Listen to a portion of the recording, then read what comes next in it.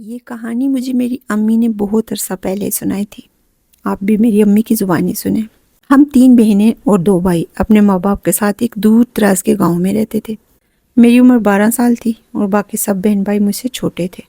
میں گھر میں سب سے بڑی ہونے کے ناطے گھر کے کچھ کام کاج بھی کرتی تھی اور اپنے بہن بھائیوں کا خیال بھی رکھتی تھی۔ ایک دن میری نانی کی طرف سے میری امی کو پیغام آیا کہ میرے چھوٹے ماموں کا رشتہ طے ہو رہا ہے۔ میری نانی نے میری امی کو بلایا ہے۔ اس دن میرے ابو کی طبیعت بہت خراب، بخار، گلے کا درد وغیرہ۔ امی نہیں جانا چاہتی تھی۔ ابو نے کہا تمہارے بھائی کا رشتہ ہے، تم جاؤ، میں ٹھیک ہوں۔ پھر امی میرے چھوٹے 3 بہن بھائیوں کو ساتھ لے کے چلی گئی، لیکن مجھ سے چھوٹی بہن اور مجھے گھر چھوڑ کے گئی۔ ابو کا خیال رکھنا، کھانا وغیرہ دینا اور میڈیسن بھی دینا، امی یہ بولی اور چلی گئی۔ میرا نام سلمہ اور میری چھوٹی بہن کا نام سعدیہ۔ ہم دونوں پہلے کبھی امی کے بغیر نہیں رہے تھے۔ ابو گھر تو تھے لیکن وہ بیمار تھے اور سو ہی رہے تھے۔ امی چلی گئی۔ کچھ وقت میں رات ہوئی، میں نے کھانا ابو کو دیا اور ایک دوائی بھی دی۔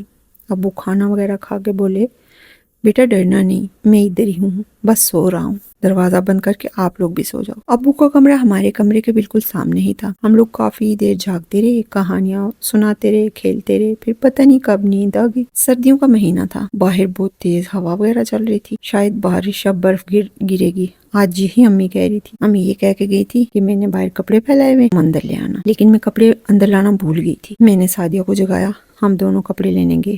باہر نکلے ہی ہمارے گھر کے سامنے ایک کافی کھلا میدان تھا۔ جنگل کی سرکاری زمین تھی، کسی کے قبضے میں نہ، بس گاؤں میں کوئی فوتگی ہوتی یا کوئی شادی وغیرہ تو لوگ اس میں ہی انتظام کرتے تھے۔ میدان کی ایک طرف کافی بڑی چٹان تھی، کالی سی بڑی سی، سارے لوگ اس کو کالی پڑی کہتے۔ ہم لوگ جیسے ہی دروازے سے باہر نکلے، ہم نے دیکھا سامنے اس میدان میں روشنیاں، بہت ساری رنگ برنگی لڑیاں لگی ہوئی ہیں جو لوگ شادیوں میں لگاتے ہیں۔ چاروں طرف اجالا پھیلا ہوا تھا، لگ رہا تھا دن ہے۔ پھولوں پتیوں سے پورا میدان بھرا ہوا تھا۔ کالی پڑی بھی بہت خوبصورتی سے سجائی گئی تھی۔ سعدیہ کہنے لگی آپ ہی گاؤں میں کوئی شادی ہے، ہمیں کیوں نہیں بلایا؟ میں بھی کچھ نہیں جانتی تھی۔ ہم لوگ کو روشنیاں دیکھنے تھوڑے سے آگے آگے، ڈر تو کوئی تھا نہیں کیونکہ رات کو دن کا سا سامان تھا، چاروں طرف اجالا پھیلا ہوا تھا۔ تھوڑا آگے جا کر ہم بھی رک گئے۔ اچانک وہاں لوگ آنے شروع ہو گئے، شاید کوئی بارات آ رہی تھی، لیکن یہ کیا؟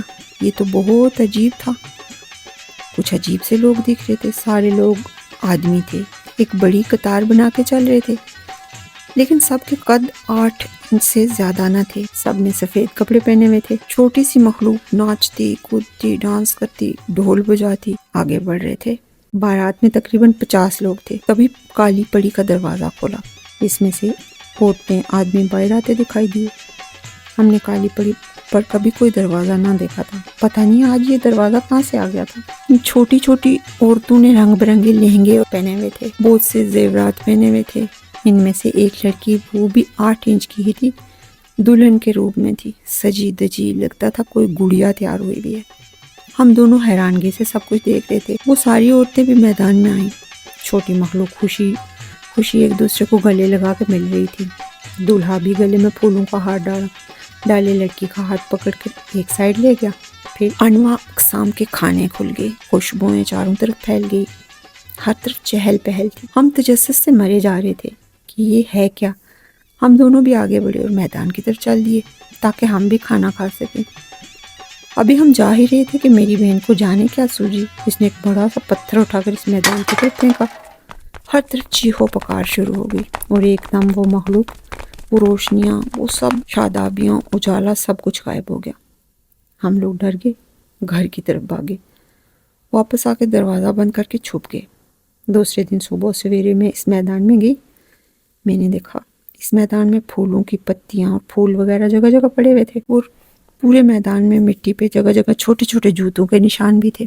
اس کا مطلب کہ وہ حقیقت تھی۔ اور ایک طرف سے مجھے ایک عطر کی چھوٹی سی شیشی نظر آئی۔ میں نے وہ اٹھائی، اس میں بہت خوشبودار عطر تھا۔ میں لے کے گھر آ گئی۔ دوپہر کو امی گھر آئیں، ہم نے ساری بات امی کو بتائی۔ امی بولی یہاں بونے رہتے ہیں، وہ کسی کو کبھی کوئی نقصان نہیں پہنچاتے، ان کی شادی ہوئی ہوگی، آپ لوگوں نے پتھر مار کے بہت برا کام کیا، آپ لوگوں کو پتھر نہیں مارنا چاہیے تھا، کیا پتہ وہ زخمی ہو گئے ہوں۔ مجھے اور میری بہن کو بہت افسوس تھا اس بات کا، لیکن اب کچھ نہیں ہو سکتا تھا۔ وہ عطر کی شیشی میں نے اپنی امی کو دی۔ میری امی وہ شیشی ہمیشہ سنبھال کے رکھتی تھی۔ کہتی تھی اللہ پاک کی کسی اور مخلوق کی بنائی چیز ہے، ان کی نشانی ہے۔